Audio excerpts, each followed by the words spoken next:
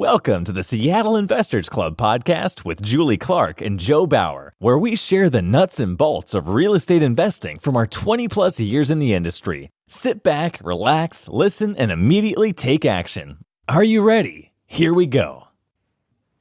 Welcome to another edition of the Seattle Investors Club podcast. My name is Joe Bauer, and I have my co-host, Julie Clark. How you doing today, Julie? I'm good. All good over here, Joe. Where are you at? Oh, I am next to a lake, actually, and it is just outside the Sequoia National Park, hanging out in the van. Got an internet connection. Cool stuff. Where are you at? Living the good life. I am sitting over here in, also looking at Puget Sound, actually, from my location, which would be my kitchen. Oh, yeah. Where are you at? Oh, we haven't even introduced our lovely guest today. Why don't you do that, Joe? Yeah, so we have Nghis on the podcast today. Nghis, how are you doing today? I'm doing pretty good. I work from home full time, so my commute to my office is about 10 seconds. Nice. That's the way we like it, right? Yeah. Everybody's got their freedom. That's the good thing. Joe, with no kids on the road, has the most freedom. Nghis and I were just talking about how his daughter, right? Nghis? Yep. Little girl is wrapping up, feeling being sick for the last week. And my third grader poured a bunch of water on her pants on the way to school and screamed at me the whole way about wanting to change her pants. So that's our morning. And Joe woke up to the beautiful crispness of a campsite on Lake something. Yeah, right next to a lake here. I think it's called Pine Lake. Nice. What state are you in? Oh, excuse me. Pine Flat Lake in California. So, yeah, that's kind of like central, I think, California. Nice. Man. Good stuff. Well, I'm jealous. I'm jealous too. We got a second bed, guys, so you can come and hang out. Awesome. Well, we're probably going to roll out there and meet up with you guys at some point this summer. Heck yeah. In the meantime, we're going to crank through some deals, and we need to know, we have somebody on the line with us today. How do we correctly pronounce your name, just so we don't butcher it? So it's Knee, like Knee. Okay. My nickname in high school was Elbow. So. That's hilarious. That's so funny. Joe, did you have a nickname in high school? Bowie. Joe is your nickname, right? Isn't that sort of your nickname already? Yeah, first name's Michael, middle name's Joseph. So I hope whoever is a SIC member, we're going to have a trivia at our end of the year Christmas party. So hopefully, here are 2 trivia questions for you guys that you can win if you're listening today. See, it's always worth to listen because now you don't know what kind of wonderful prize is going to be offered if you win the SIC trivia Christmas party answers. One would be what? As we say it, Lay or Lee? Lay or Lee? Lay in Vietnamese, but Lee in English. So we'll call him Nghis Lay Lee. That's okay. That's one way. We want to make up our own name for you. So his nickname in high school was what? Oh, was Elbow, right? Yeah. Joe's nickname is Joe because his real name's Michael, and my nickname in high school was Buddy. Isn't that weird? Yeah. Yes. That's interesting. Yeah, because when I was younger, I looked a lot like an old, I guess I would say recovering alcoholic. Maybe she's recovered by now. Have you guys ever heard of Christy McNichol? I'm older than you guys, so you might not know who that is. But Christy McNichol was a movie and I'll say TV person back in the day. She had a show called Family with like Tatum O'Neal. I'm dating myself compared to you guys. But when I was younger, I looked like Christy McNichol, and her name on the TV show was Buddy. So everybody used to call me Buddy. It's kind of yucky. But now I have a dog named Buddy. So there you go. We come full circle. And we'll wrap up that segment of our show right there. And we will jump into what we want to talk about today. It's a much talked about and debated, and everybody wants to know all the right answers, and everybody wants to have direction. And that is some tips for evaluating hard money lenders. And we have our boy Elbow Lele on the line with us today. No, we got Nghi on with us today, and we're super stoked because he has made it his business to become, we'll say, an expert. He's diving really deep into finding out, talking to how many hard money lenders have you talked to now at this point? Somewhere between 150 and 200 for now. Wow. That's crazy, man. That's a lot. So there's some super insight there. So Joe, kick us off and let's get this party started. Yeah. So jumping right in here, we obviously know that you're a lending expert, but let's get a little bit more of your background, Nghi. How did you get into real estate investing or the lending side of things? What led you to where you are today? Awesome. So I think it all started really young in some ways because, so I came to the U.S. with my parents when I was 6 years old. And, obviously we came here to find the American dream, and we've struggled financially the entire time just because, we had nothing when we came here, and I kind of grew up in White Center, and I guess what you call the projects, and,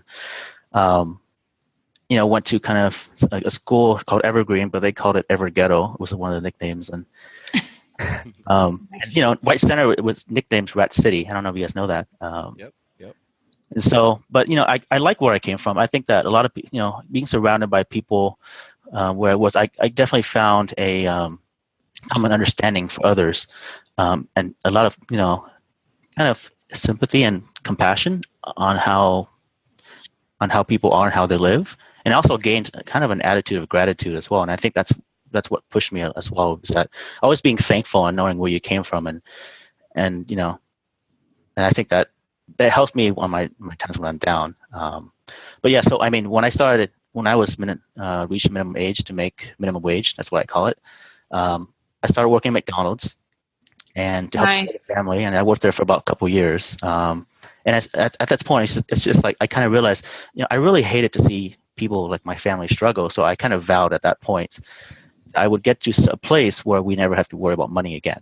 And so I think from that point, I kind of became a workaholic, right? So I went to college. I went to UW. I worked about 2 or 3 jobs during that time, just kind of pushing through and helping the family kind of financially. And then I graduated, became just, a worker in the workforce. I'm an IT consultant. I did some my major was computer science and business, and mainly because in college I tried to do some things. I did some ventures. I think I lost about $10,000 total with that. Money I didn't have. I just somehow came up with it. And I realized, maybe I need to learn a little bit about business. And so that's what that second degree was for. And so when I graduated, I just got into the workforce, did IT consulting, made decent money of that. But I kind of figured out, I'm like, this isn't enough. Like, how do people retire comfortably, right? Because if you kind of research what the average Joe, I'm sorry to say that, what the average person does, I mean, 95% of people don't retire well, right? They're still working, relying on someone else, they're dead, or just I mean, they just don't retire well. And so I'm like, how do I figure out what that 5% is? And so during college, I went to a Rich Dad seminar. Yep. And that's really where my interest in real estate kind of started. And I'm like, I don't have time or money for this right now, but I'll keep it in the back of my mind. And so after I entered the workforce and I got more stable and became more, more seasoned consultant, and then I actually went back to school to get my master's because being part of a Vietnamese family, a lot of your parents are always like, aside from saying like, oh, you should be a doctor or an engineer, that they always want you to get the highest degrees possible. So I went and got my master's while still working full time. And then so after I graduated from my master's in IT, I started a real estate company right away. So that's kind of a weird thing. It's kind of like you have your degree in IT, but why did you start something completely different? And so I wanted to test it, and so I got started on another real estate seminar, and I can't reveal their name because I kind of negotiate with them to get some of my money back. But so that's really how I got started. So from that seminar, I got some information, and then I found Bigger Pockets, and then I found out about the local community, and the Seattle community in real estate is pretty awesome. I think I've heard about other communities in other places, and they're not as open to sharing as here. And so it's a huge community, but it's also very small as well. And people are just so welcoming and so easy to share their experiences. And so I actually found the Seattle Investors Club back in, I think when you guys first started back in 2014. Jimmy Tang brought me in. I found Jimmy Tang because he was wholesaling a deal, and I'm like, oh, interesting. And then we just got to talking more. And this is how introductions get made in real estate in Seattle. You just find people and they take you to places. So Jimmy's been a good friend and somewhat of a mentor as well for me in the past 3 or 4 years I've been in real estate. And so we basically got started at the end of 2014. We started doing flips in King County, and I say we as my partner Khan and my wife. So the three of us, we all worked full time and did real estate on the side. And we hit some bumps. Remember when you guys got started, you guys went pretty gangbusters out the gate. Yeah. So we after we did our first flip, we started raising private money, and then we were so confident of ourselves that across a period of like 6 months, we got 8 more deals. We purchased 8 more deals as well. And things kind of went downhill from there. I would say it was almost a bad partnership now with Khan and my wife, but we had another partner in the deal who was a contractor. Yeah. I would say kind of screws over. There's a lot of stories behind that, but again, I think I learned recently in real estate last year that you should always take ownership of everything that happens. So I'm going to say it's our fault, and it was a lesson for us. And I think we just did a podcast on that exact topic, right? On who's responsible for a bad deal. I don't know. Have we even put that one out yet, Joe? Yeah, I think it's out. I think I saw the title recently. I haven't listened to it yet, but it's on my list for sure. And I think it's really important is that I don't think you can really move forward in real estate or anything in life unless you take responsibility for things that happened. I think it's interesting what you say about how definitely Seattle is a helpful and community with, I'll say, all of us real estate investors. And yet I think that maybe on the flip side is that on the other side of the coin of that, because that is definitely what Seattle Investors Club is all about, is like openness and sharing and not withholding information from anybody, because there's enough to go around, and unfortunately B, there's most people don't do a lot. That's the truth, and so you should be helping all these people as much as possible. There's no need to hoard information, and it actually feels good, and we all need to learn from each other because nobody has all the information. But on the flip side of that, I think because Seattle seems like such a, over in our area here, an open book, maybe that's a little bit of a downfall for people who are new, where they kind of feel hook, line, and sinker welcomed into, certain environments, only to rely too heavily on the guidance of others, initially, rather than still realizing it's really all on them, to make the right decisions.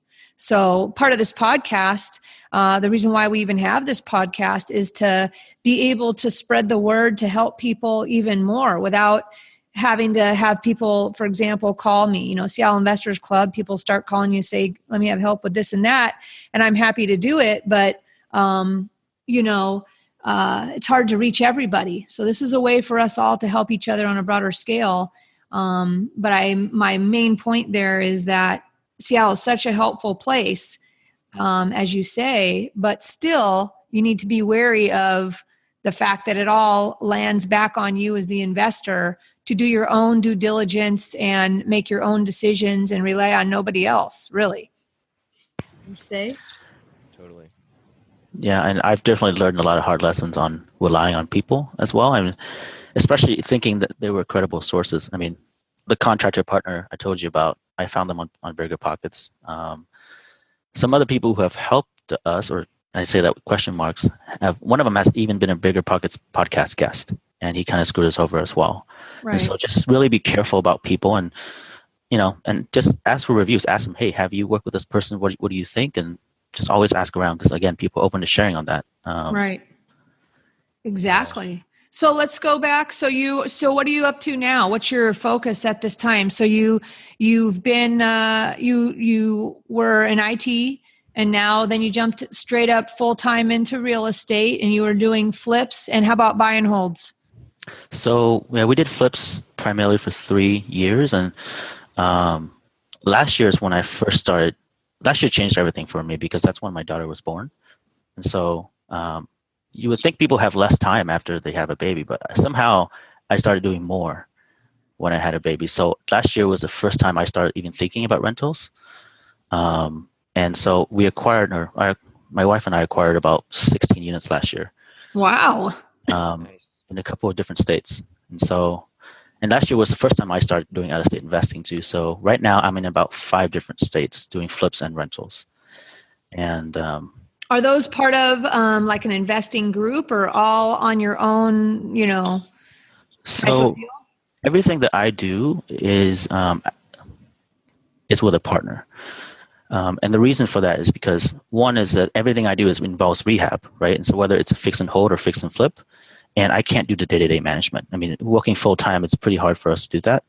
And so I rely on them. And also for me, it's always nice to have someone else watching your back and in the game with you.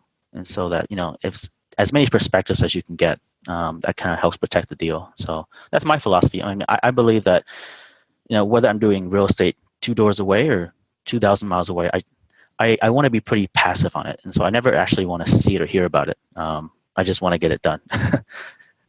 Nice. Well, everybody has their own niche. That's for sure.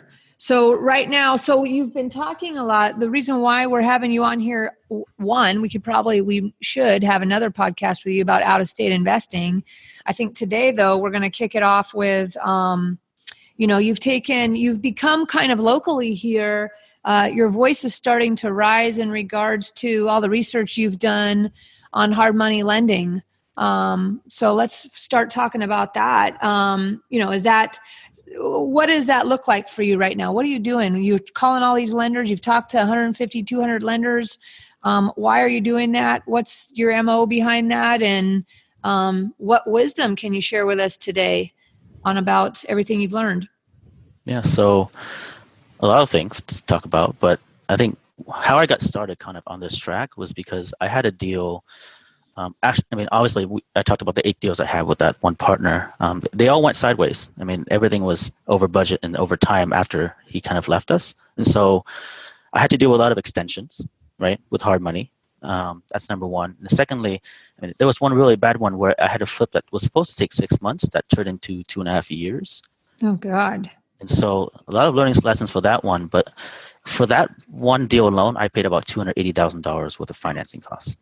Oh my gosh. So 3 different hard money lenders on there, a few different refinances. And I kind of vowed again from there that this is not going to happen again. I'm going to reduce my costs with capital and then go out on a search to do that. And so that's what kind of drove my research into hard money, because I just wanted to do things better, right? And I was essentially chasing rates and terms.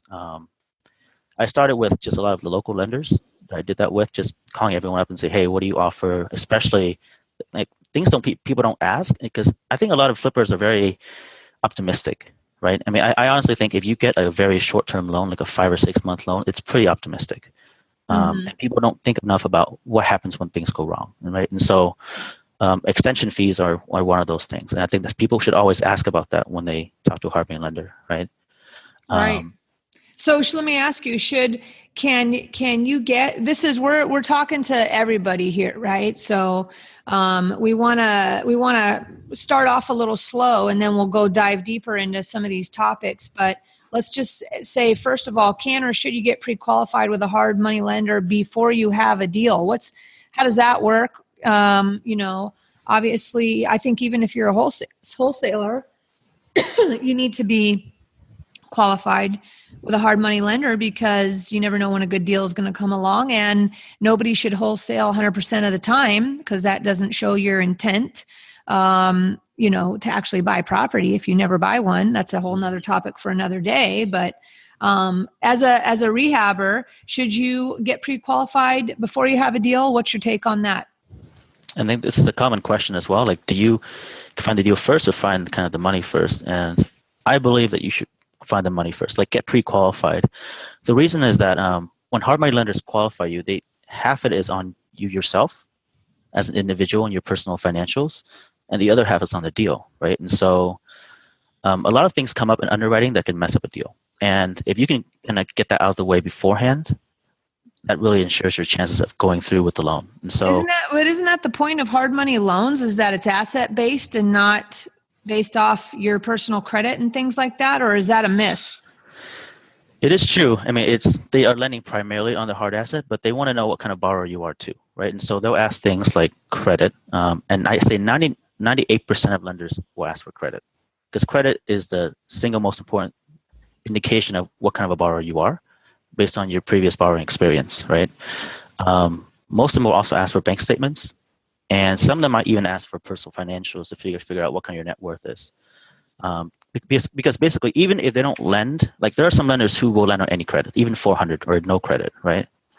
But they have different kind of terms for different credit tiers. So yes, and so it's a yes or no that they sometimes might lend on you, whether or not you have bad financials, but you get better terms by having those kind of financials. So let's clarify that, because we might have a lot of new people here listening today that are like, oh my God, well, wait a minute. I thought, that I could get into doing rehabs and just rely on that. And the point is that you still might be able to get a loan, but your terms might not be as favorable, as long as, there's enough, as long as it's a good enough deal. Is that fair to say? Or have things changed, in the last few years, that it's even tougher and more scrutiny to get a hard money loan than it was before?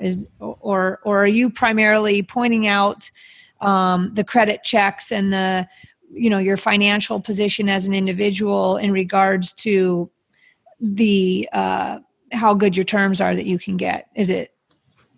So hard money is pretty flexible, and I would actually say that money is getting easier and easier. That right now it's not money that's the issue, it's the deals, right? And so there's a lot of people wanting to put their money to work. So they've definitely gone easier in their terms. There is a hard money lender for everything, I believe. I mean, if you want a loan with no bank statements, no credit reports, they're out there, and I know, and I know of a few as well, right? But they're not necessarily the best terms, like I mentioned. Right. And so for me, I chase rates and terms. So it's pretty important to me, and I try to make sure that my entire profile is always financeable or lendable. And so I try to focus on that. And but going back to what exactly they're looking for, sometimes it's not just you. I mean, they ask for, again, most lenders will ask for bank statements and credit checks. They'll also ask for like entity docs to make sure that you actually have a valid business.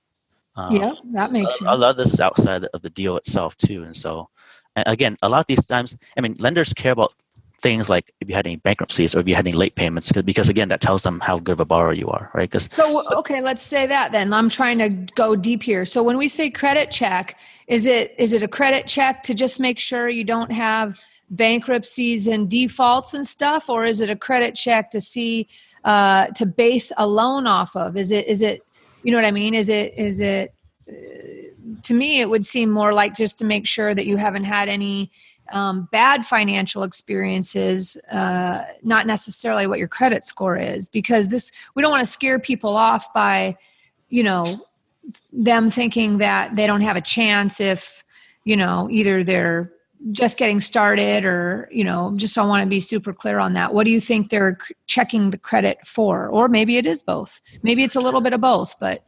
It usually is both. I mean, so everyone, they will mostly usually check for, again, foreclosures, bankruptcies, all those kind of delinquencies, because that scares them. That scares most lenders, right? The second thing is credit score usually is a factor. And it depends on what type of lender. Some lenders have a pass or fail. Like if you're above a certain credit score, and I've seen things like 550, 600, 660, 680, stuff like that, where it's either you get a loan or you don't, right? And the terms don't really change. There are other lenders where depending on what your score is, that puts you in a different tier and puts you in different rates. So there's essentially there's a lender for everything. Right. If you are a borrower with bad credit, you can still go. Right. But we're not talking, we're talking about right now, what we're talking about is like flip rehab type loans, not buy and hold stuff, just to be clear, right? That's a whole nother topic. Is buy and hold lending and borrowing for a buy and hold is going to be a bit different than, using hard money lending for a flip, correct? Yes. Okay. So do all members, if you have an LLC and you have partners, do they all need to qualify? You won't like this answer, but it also depends on the lender. Some lenders say, I only need one qualification, and qualify meaning credit and personal guarantee. Right? They usually just require that. So some lenders will have just take one person. Some lenders will take everyone under or above 20% of ownership in the LLC. So it really just depends. And that's something, again, that once you get, if you're going through the pre-qualification process, you'll know this up front versus thinking that you can get into a deal without talking to a lender that you will get a loan no matter what. This is the kind of the safer route that you take. Okay. Geez, my gosh, it's starting to make me nervous. Well, let's talk about fees. What's the difference between, how are fees different than rates, I guess I'll say, in regards to hard money loans, and what's the distinction between fees and rates? I think those are two different things. So rates are usually the interest rates, right? And I think, most people know interest rates, and most people. So when hard money lenders advertise, they usually advertise two things, right? The interest rate and the points. So the points are somewhat. If you're doing a conventional loan, they're called origination fees, and that's just the cost of doing the loan. It's a flat fee. Whereas the rates are kind of prorated based on how long you take to have the loan. And so if it's 12% interest rate, then you pay 1% per month, right? So that's interest rate and points. There's also another fee beyond that the lenders don't ever really advertise. And I think it's a little bit sneaky because they range from somewhere between $0 and $5,000. I've seen them across the board. What is that? What is that? It's just like they call it a processing fee or underwriting fee or admin fee or doc prep or attorney fee, or I kind of lump them under something called the category of junk fees in a way. And so most lenders, if not all, I think right now every lender I know has this, and it ranges, like I said, from no longer $0, but probably somewhere between $300 and around Seattle, probably $3,000. So that's the range I've seen. And some of these fees are maybe fees for if you're only getting a purchase loan versus if you're getting a rehab loan, then there's more fees, right?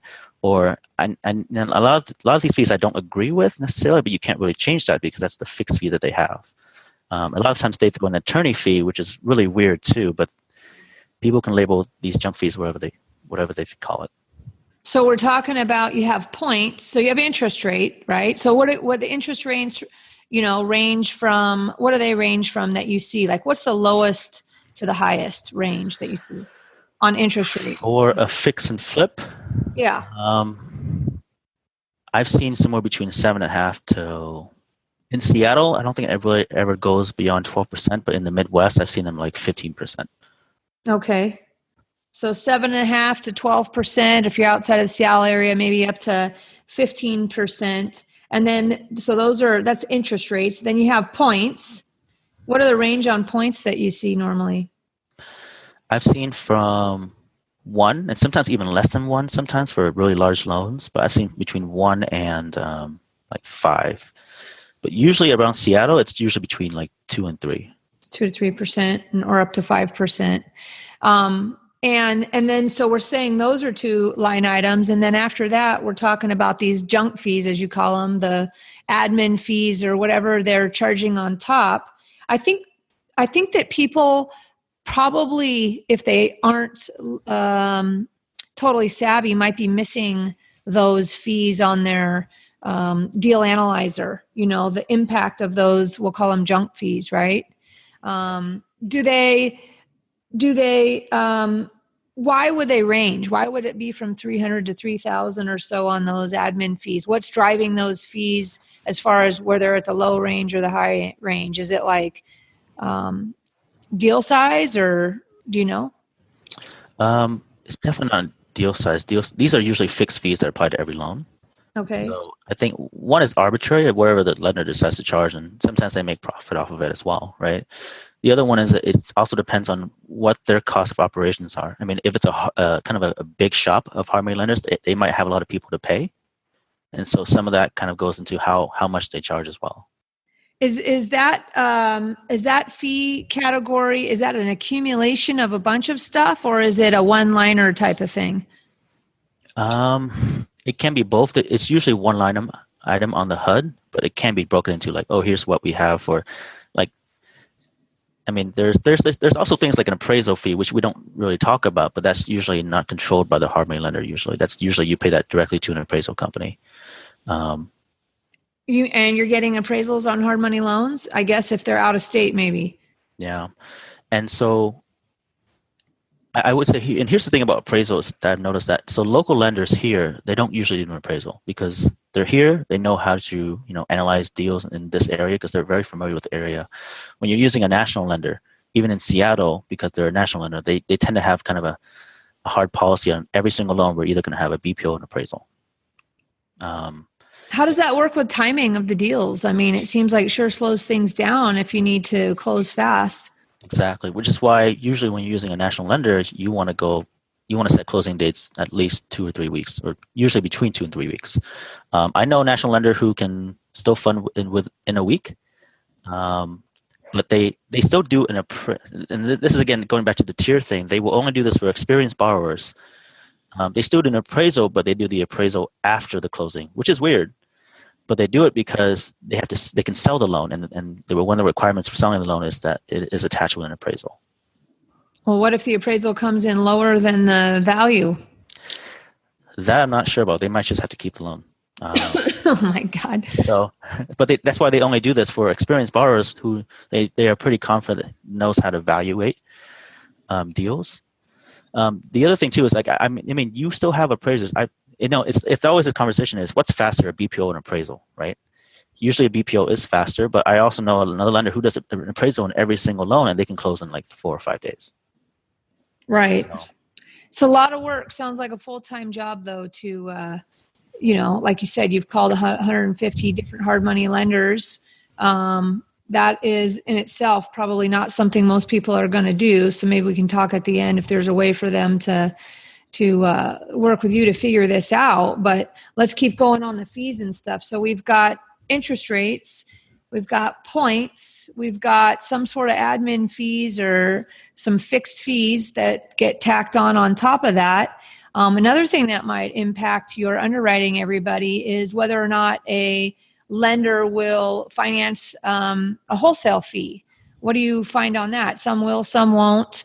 And why would an investor choose to work with a hard money lender that won't finance a wholesale fee? Tell us about that. So this is kind of my own recent discovery too, is that I think all lenders have policies regarding wholesale fees and whether or not they will finance it. I actually don't know of a lender right now that will finance 100% of a wholesale fee, guaranteed every time, right? They usually have some kind of policy where if the wholesale fee is within 10% or it's usually around 10% of the purchase price, then they will consider that and finance that. If not, then it will have to be paid out of pocket. There are some lenders that won't finance a wholesale fee at all. And some people might choose to go them because the rest of their terms are pretty attractive. But again, this is like, I had a couple weeks ago, I had a wholesaler complain because he had a deal that was like $150,000 and he had a $70,000 wholesale fee, which is insane. Wow. Right? But for me, it's like, I don't really care what the wholesaler is charging as long as my numbers work. And if they're able to get a price down that much, it's props to them for being a good negotiator. And they should be rewarded for that. I don't know. I have honestly, I'm an agent investor and I sure have mixed feelings about that unless it's like a land deal that they added some value to. They should never be wholesaling a deal like that. They should close on it. I don't know. That seems that I don't know. It's against my gut feeling says something seems odd there. If it's not a land deal, land deals are different, but you get a person that's in retirement or in some sort of distress and you've made a $70,000 wholesale fee. I don't know the situation, so we won't go into it, but wow. Yeah, that seems understandable. I mean, who knows? That's, And what you just said is the reason why lenders have this policy of, only allowing a certain percentage of wholesale fees into the loan. It's because they are afraid that someone will go back, like, and sue somebody, either the lender or the wholesaler or the buyer or whatnot, that they wronged them, and especially in this state where the law kind of favors distressed homeowners. Right. So lenders are afraid of that, and I think that's why that policy is in place. The other reason I've heard about it is that sometimes they don't really trust that the buyer and the wholesaler are third parties, and there might be some kind of pocketing some money through the loan by having a huge wholesale fee. So those are the two reasons I've heard. So as far as an investor choosing to work with a lender that won't finance wholesale fees, whether they do or they don't, there's more to the story, which is basically what the rest of the terms are, right? So it's not there is no one thing that determines whether something is a good a deal on a loan or not. I mean, I think usually what I talk about, we have a topic at Seattle Investors Club, and I call it which lane are you in, right? When it comes to your investing. How many tools do you have in your toolbox, and which lane are you in? Because when you start out, you might be in the slow lane, and then you work your way over and get in the middle lane, and then you get in maybe the faster lane. And as you work your way up, everything costs less, or the terms are better on things that you do. You can, but you got to work your way up. It sounds like when you are getting started as a newbie, that there are also lanes that you're in on what terms are going to be available to you. You might get the least favorable terms. You might be able to get a loan, but you might have the least favorable terms as you get started. And that's another reason, guys, when you are getting started in investing, to partner up with somebody more experienced, so maybe they can get the loan and you can get some experience under your belt and onto your resume and onto your schedule of real estate, without having to start on your own with the least favorable terms. Does that make sense, what I'm saying, Elbow? Elbow, does that make sense? So I completely agree with that. Here, so we got to shake it up for a second, You call me buddy, I'll call you Elbow. We'll call Joe. Hey, Joe. No, I completely agree with that. I mean, for me, everything's about risk, right? And so if you're partnering up with someone, especially someone with more experience, you don't have to go through as much of the pains that a newbie usually has to go through. One is the loan side is one thing; you get better rates and terms, but just like being screwed over by contractors or not seeing a lot of things that you should have caught. So I think partnering up with someone, I actually recommend everyone partner up with someone when they first start. Me too. But that goes to answer a question, because you're a smart guy. I mean, you did partner up, but you didn't partner up in the beginning with somebody more experienced than you. Exactly. But why did that. you choose why did you go the route you did when you got started? Did you just not even think that anybody that's more experienced would partner with you? Why do you think new investors don't go after partnering with more experienced people when they get started? Maybe they just don't even think that's available to them. And now we've just started preaching about it a lot. So yeah, that is, so two things is, I mean, back then I didn't even think it was an option. That hadn't even crossed my mind that we could partner with someone who's more experienced. I don't know why. One of it might be we were just very proud and very arrogant in some ways. I think when we first started, that's why we're in the trouble that we are now. The second reason is that maybe we think that there's nothing that, especially some new investors, they think they have nothing to offer. Which is so not true, which is so not true. We actually did I don't know if it was a video or I think it was a video we did on a tip of the day for Seattle Investors Club, where I talked about what is the very, very first thing you should do as a new investor, when you're getting started out. And most people say, like, open a file with a hard money lender, or, they'll say all kinds of stuff, right? But to me, the very, very first thing, Get your LLC.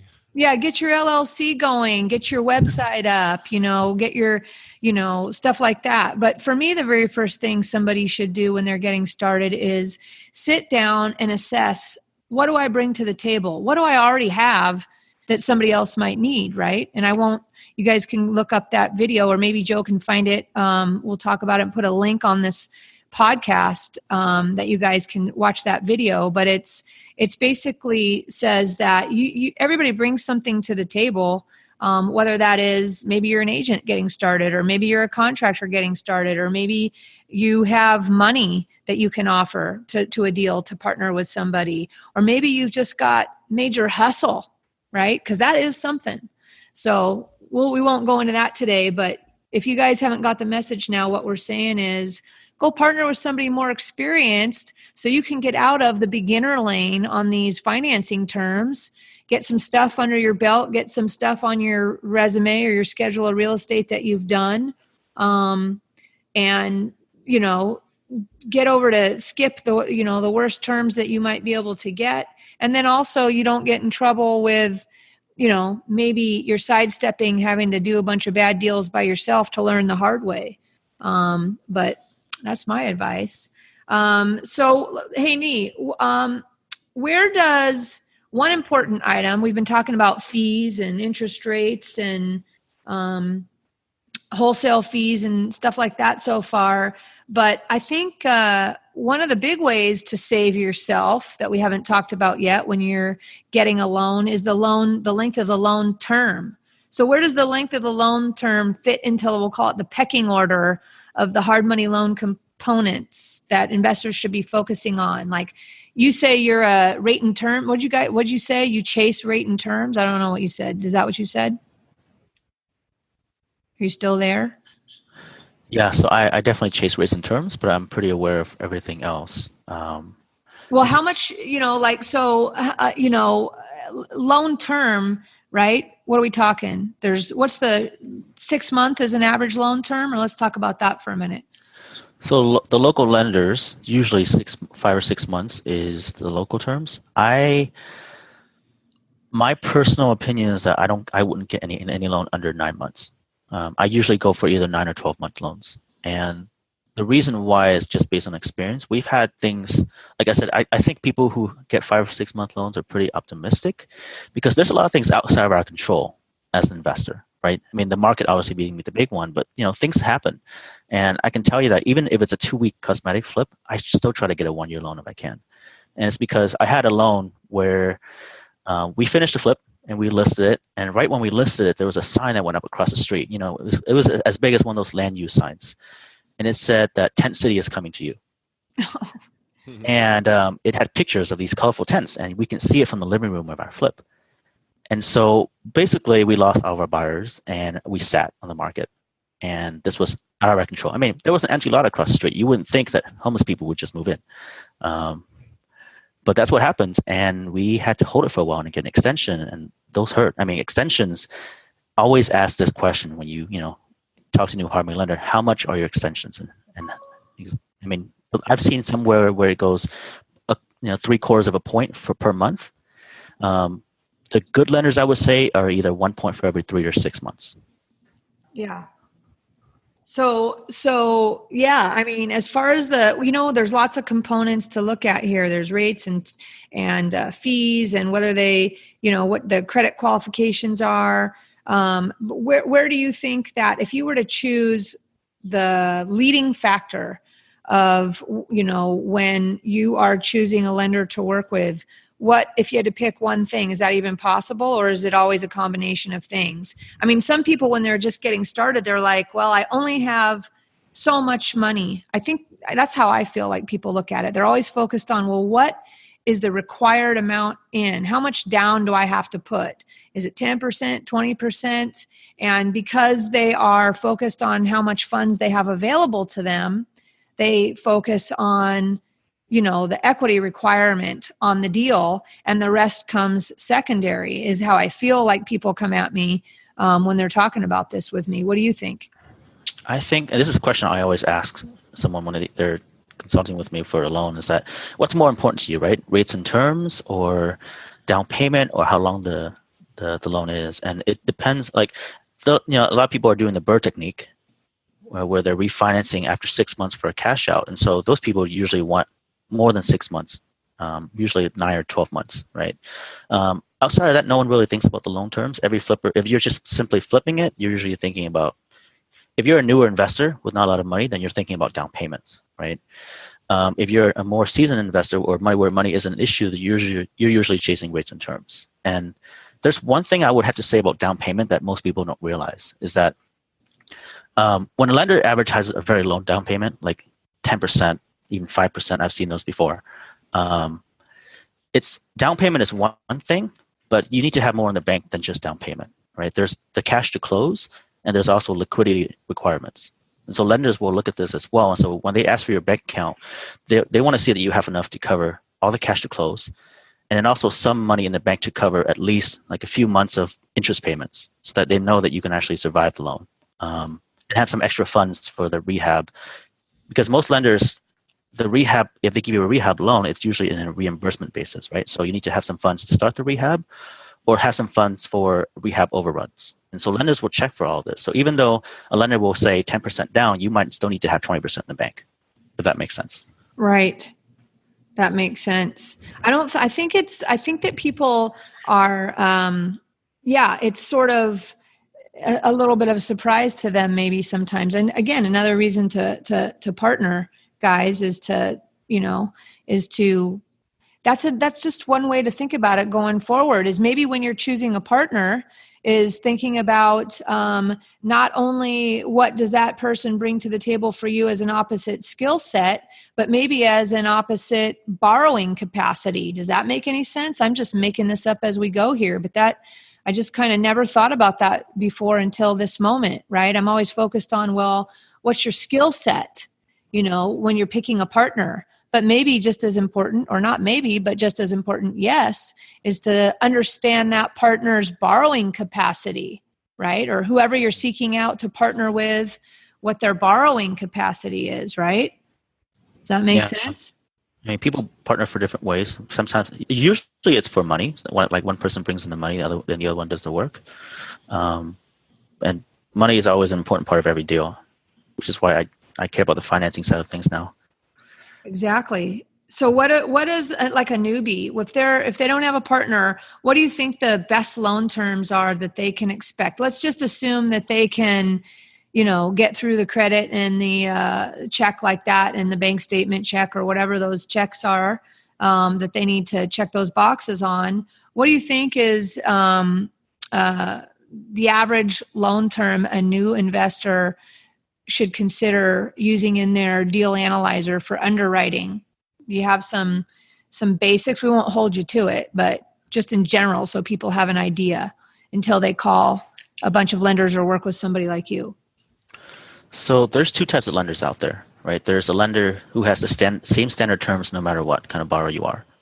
And then there's the lenders who have different tiers according to your experience or credit or whatnot. And so newer borrowers, I'd recommend going to the standard lenders because they're usually less expensive.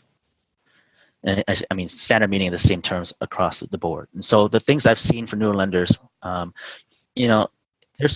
it depends on, again, whether you want rates and terms or down payment. I think those are usually the biggest factors. And I mean, lenders are give and take, right? I mean, so if you want a lower down payment, you'll probably have to do a higher rate usually. So I can see around 10%, 2 and 3 points, 6 to 12 months at either 80 to 90% down payment, loan to cost. So 10 to 20% down payment. So say that one more time. So they can usually get somewhere between 10 and 12%, 2 and 3 points, 10 to 20% down, and then 6 to 12 months loans. And I say this across all the lenders I'm thinking in my head who would do a first-time borrower loan. Right. Awesome. And don't think that you can get all of those on the lower end, because it's usually, like I said, everything's give and take. And so, if you have lower rates, you might pay higher points, or, lower points and different down payment percentages. So just be aware of that.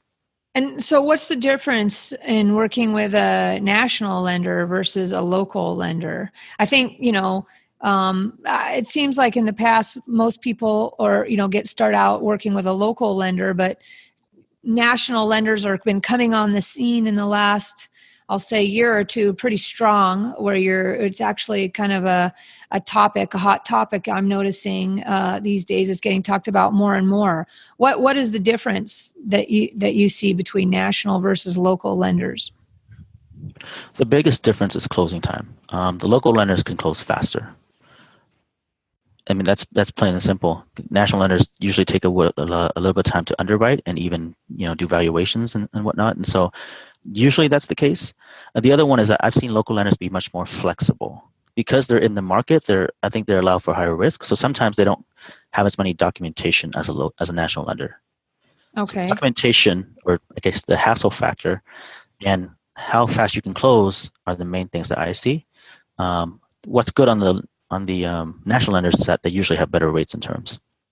They usually have better rates and terms. Yeah. So what about the old? What about relationships, though? I know we have some very strong local relationships for sure, hard money lenders, isn't there a bigger picture or involved in regards to just relationships, working with local lenders who also, if they're hard money lenders, have deals undoubtedly flown through their office that they also share with borrowers that are use them on a regular basis? Maybe, I guess I'm saying they might be an opportunity for a source of deals if you are consistently using the same local lender. Is there any, what do you feel about that?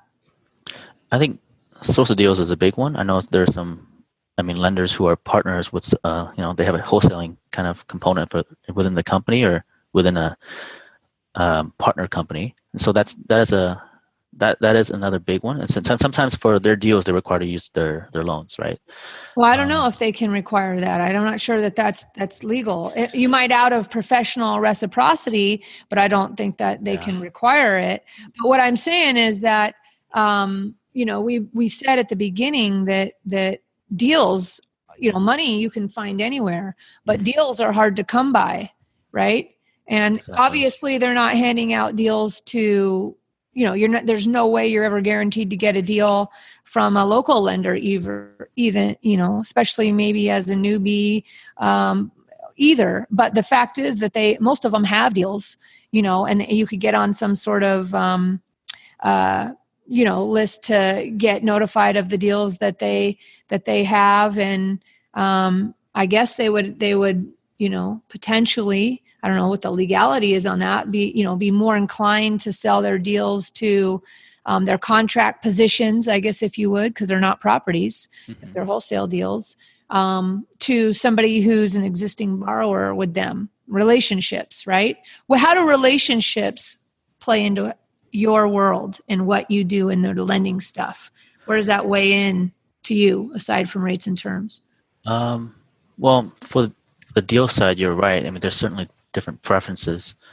And obviously, you won't know unless you get sent the deal or not, right? But it's probably not legal, but you're right that some people would prefer doing deals with people who would bring them more money somehow, whether through a loan or whatnot, right? And so that's one way. Usually rates and terms, I used to believe that relationships give you better rates and terms.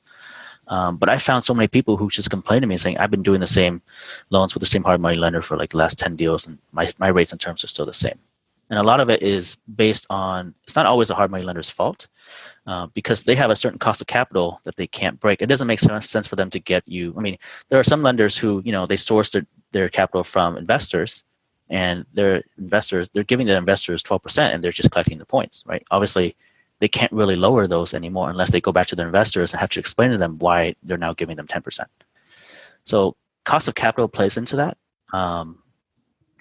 The other thing is that I've seen relationships help with just how the ease of getting the loan, because I've seen people who just have local contacts. They call up and say, hey, can you do this loan for me tomorrow? And because they've been doing it so many times, it's really easy to do that. Right. So that's what I've seen. Otherwise, for me, I'm okay with paperwork. I don't really care how much paperwork I have to submit, because my worst case is that it's as bad as a conventional loan, right? And I'm always okay with that. So I always still chase rates and terms. What I would recommend, the best kind of like best of both worlds, is that if you're doing a deal, especially in Washington State, maybe line up the best lender rates and terms up front, and then have a local lender as a backup in case it doesn't go through. But if you do that sort of thing where you are calling the local lender as a backup, pretty soon they're going to clue in that they've done, reviewed your deal for you several times and you haven't closed a deal with them. They're going to probably be less likely to want to do that going forward. Is that, have you ever run into that? So what I do is I usually understand their requirements enough that I know they're going to do the loan in some ways, right? I mean, either you can get pre-qualified with them. I wouldn't say don't send them the loan until you know you for sure that you need them. And so at that point, if you're like 3 days before closing or maybe a week before closing and you have completely lost confidence in your original lender, then you would send them the loan. Okay. Yeah. I mean, a lot to know here, guys. It seems like, I think people think that it's easy to get out there and get a loan and, there's a hard money lender, but there's a lot more to it. Here we can figure after talking to Nghi today on the different nuances in lending. I myself am would always lean towards the local person, I guess. That's the same reason why I go to my local coffee shop versus going to Starbucks, and same like that, just support locally. But I can see both sides of the coin there. And that's why we want to put it out to everybody. Everybody needs to be making their own choice on what's best for them. And at a minimum, you need to know all this stuff. And then you need to know both sides of the coin, make your own decision on how you roll forward. So are you working today to help investors or do you actually have a business going that you're, I don't know what to call it, or I don't want to say the wrong thing, brokering loans, or is that not the right way to put it? Or so I left my IT job last month, and congratulations. Thank you. I've been brokering individually on the side for the past 6 months.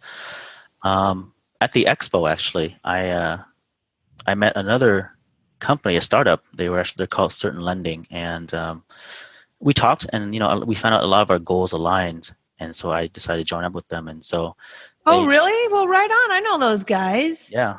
And so, so I can tell you what my goals are this year. My goals this year is to make hard money financing easier and faster and cheaper.